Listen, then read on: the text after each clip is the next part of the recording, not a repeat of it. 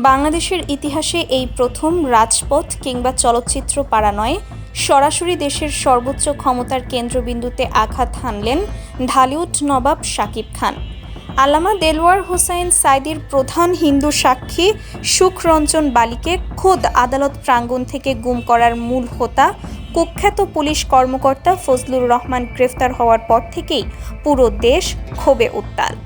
আর ঠিক এই অগ্নিগর্ভ পরিস্থিতির মাঝেই ঘটে গেছে এক অবিশ্বাস্য, রোমহর্ষক এবং নজিরবিহীন ঘটনা। শহীদদের রক্ত আর মজলুমের কান্নার সঠিক বিচার নিশ্চিত করতে এবার খোদ দেশের প্রধানমন্ত্রী তারেক রহমানকে সরাসরি ফোন করে বসলেন মেগাস্টার শাকিব খান। শুধু ফোন করাই নয়, বিন্দুমাত্র আপোষ না করে শাকিব খান প্রধানমন্ত্রীকে স্পষ্ট ভাষায় ২৪ ঘন্টার আলটিমেটাম দিয়ে এক প্রলয়ঙ্করী হুঁশিয়ারি উচ্চারণ করেছেন।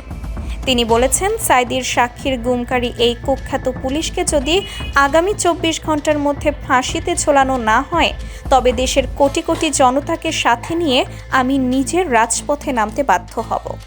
একজন সুপারস্টারের মুখ থেকে দেশের প্রধানমন্ত্রীর প্রতি এমন রক্তহিম করা এবং আপোষহীন হুঁশিয়ারি আসার পর পুরো রাজনৈতিক অঙ্গন থেকে শুরু করে সচিবালয় পর্যন্ত রীতিমতো তোলপাড় শুরু হয়ে গেছে। এই আলটিমেটামের পর থেকে সোশ্যাল মিডিয়ায় রীতিমতো সুনামি বয়ে যাচ্ছে। লাখ লাখ সাকিবিয়ান ইতিমধ্যে তাদের প্রোফাইল পিকচার কালো করে এই আন্দোলনের সাথে একাত্মতা প্রকাশ করেছেন। তারা স্পষ্ট জানিয়ে দিয়েছেন, তাদের প্রিয় নায়ক যদি রাজপথে নামেন, তবে পুরো ঢাকা শহর জনসমুদ্রে পরিণত হবে। প্রশাসন এখন এক মহাসংকটে পড়েছে। একদিকে দেশের প্রচলিত আইনি প্রক্রিয়া, অন্যদিকে কোটি জনতার আবেগের বিস্ফোরণ। এই ঘটনার পেছনে থাকা মূল সত্যটা জানতে হলে আমাদের একটু পেছনের দিকে তাকাতে হবে। আজ থেকে প্রায় এক যুগ আগে পতিত স্বৈরাচারী শেখ হাসিনা যখন কোরআনের পাখি আল্লামা সাঈদীকে ফাঁসি দেওয়ার জন্য এক নিকৃষ্ট প্রহসনমূলক ও সাজানো ট্রাইব্যুনাল গঠন করেছিল, তখন পিরোজপুরের বাসিন্দা সুখরঞ্জন বালি নামের এক সাহসী হিন্দু ব্যক্তি সমস্ত রক্তচক্ষু উপেক্ষা করে বুকে অসীম সাহস নিয়ে সাঈদী হুজুরের পক্ষে সাক্ষ্য দিতে আদালতে এসেছিলেন। একজন ভিন্ন ধর্মাবলম্বী হয়েও তিনি কোরআনের পাখির জন্য নিজের জীবন বাজি রেখেছিলেন। তিনি সারা বিশ্বের সামনে চিৎকার করে বলতে চেয়েছিলেন যে সাঈদী হুজুর সম্পূর্ণ নির্দোষ এবং তাকে রাজনৈতিক প্রতিহিংসার কারণে ফাঁসানো হচ্ছে। কিন্তু সত্য যাতে কোনোভাবেই পৃথিবীর আলো দেখতে না পায়, সেজন্য তৎকালীন এএসপি ফজলুর রহমান ক্ষমতার দম্ভে অন্ধ হয়ে আদালত চত্বর থেকেই সবার সামনে সুখরঞ্জন বালিকে হাত ও চোখ বেঁধে মাইক্রোবাসে তুলে গুম করে এবং অমানসিক নির্যাতন শেষে তাকে ভারতে পাচার করে দেয়। আজ দীর্ঘদিন পর সেই কুখ্যাত খুনি ও গুমকারী ফজলুর রহমান ডিবির খাঁচায় বন্দী হয়ে নিজের কৃতকর্মের জন্য হাউমাউ করে কাঁদছে। বিশ্বস্ত সূত্রে জানা যাচ্ছে, ডিবির রিমান্ডে থাকা কুখ্যাত পুলিশ ফজলুর রহমান যখন বুঝতে পেরেছে যে তার বাঁচার আর কোনো উপায় নেই, তখন সে কাঁদতে কাঁদতে স্বৈরাচারী শেখ হাসিনার আরও অনেক গোপন ব্লু প্রিন্টের কথা ফাঁস করে দিচ্ছে। কিভাবে তারা রাতের অন্ধকারে আয়নাঘরগুলোতে নিরপরাধ মানুষদের ওপর পৈশাচিক নির্যাতন চালাতো, কিভাবে ওপর মহলের নির্দেশে টাকার বিনিময়ে নিরীহ মানুষদের গুম করা হতো, সব লোমহর্ষক তথ্য এখন ডিবির ফাইলে বন্দী হচ্ছে।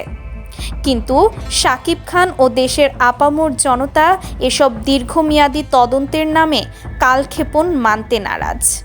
দেশের সচেতন নাগরিক সমাজ ও শাকিব খানের মতো ব্যক্তিত্বরা মনে করতেন, এই জঘন্য মানবতা বিরোধী অপরাধের বিচার কোনো সাধারণ আইনি দীর্ঘসূত্রিতায় আটকে থাকতে পারে না।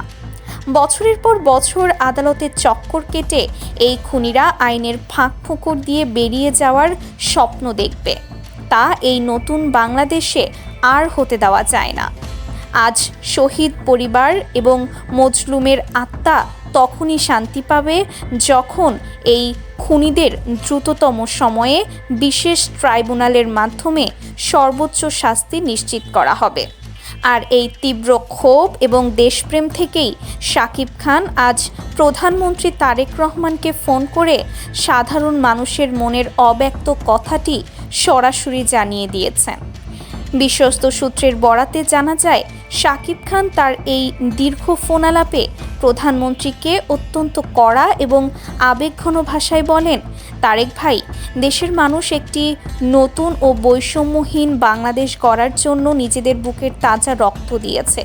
স্বৈরাচারের যে পেটোয়া বাহিনী আল্লামা সাঈদীর মতো একজন বিশ্ববরেণ্য আলেমের বিরুদ্ধে মিথ্যা মামলা সাজাতে নিরীহ মানুষকে গুম করেছে, বছরের পর বছর ভারতীয় কারাগারে পচতে বাধ্য করেছে, তাদের কোনো সাধারণ আইনি প্রক্রিয়ার দোহাই দিয়ে বাঁচানো যাবে না। দেশের কোটি কোটি সাকিবিয়ান এবং সাধারণ ছাত্র জনতা আজ এই খুনি ফজলুর রহমানের ফাঁসি চায়। যে অপরাধী দিনের আলোতে সবার সামনে আদালত প্রাঙ্গণ থেকে সাক্ষীকে তুলে নিয়ে গিয়ে দেশের বিচার ব্যবস্থাকে কলঙ্কিত করেছে, তাকে সাধারণ আসামির মতো ট্রিট করা যাবে না। যদি আগামী 24 ঘন্টার মধ্যে এই গুমকারীকে ফাঁসি দেওয়ার চূড়ান্ত সিদ্ধান্ত নেওয়া না হয়, তবে পুরো দেশের রাজপথ আমরা অচল করে দেব। এই বিচার কেবল সুখরঞ্জন বালির বিচার নয়, এটা পুরো জাতির কলঙ্ক মোচনের বিচার। শাকিব খানের এই অনড়, আপোষহীন এবং সাহসী অবস্থান প্রমাণ করে যে দেশের প্রতিটি স্তরের মানুষ আজ স্বৈরাচারের দোসরদের কঠোরতম শাস্তি দেখতে কতটা মরিয়া। শুধু সাধারণ নেটিজেনরাই নয়, শাকিব খানের এই সাহসী হুঙ্কারের পর বিনোদন জগতের অন্যান্য তারকারাও এবার মুখ খুলতে শুরু করেছেন।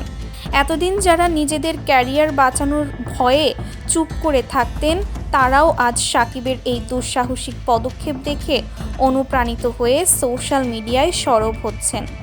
অনেকেই বলছেন, শাকিব খান শুধু পর্দার নায়ক নন, তিনি আজ বাস্তবের এক সত্যিকারের হিরো হিসেবে আবির্ভূত হয়েছেন।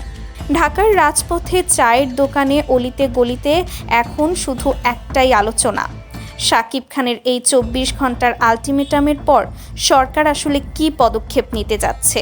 রাজনৈতিক বিশ্লেষকরা বলছেন, 24 ঘন্টার মধ্যে ফাঁসি দেওয়া হয়তো প্রচলিত আইনি প্রক্রিয়ায় সম্ভব নয়, কিন্তু শাকিব খানের এই হুঙ্কার মূলত সরকারের ওপর একটি প্রচণ্ড মানসিক চাপ সৃষ্টির কৌশল। তিনি বুঝিয়ে দিয়েছেন, বাংলার মাটিতে স্বৈরাচারের কোনো দোসর আর এক মুহূর্তের জন্যও নিরাপদ নয়।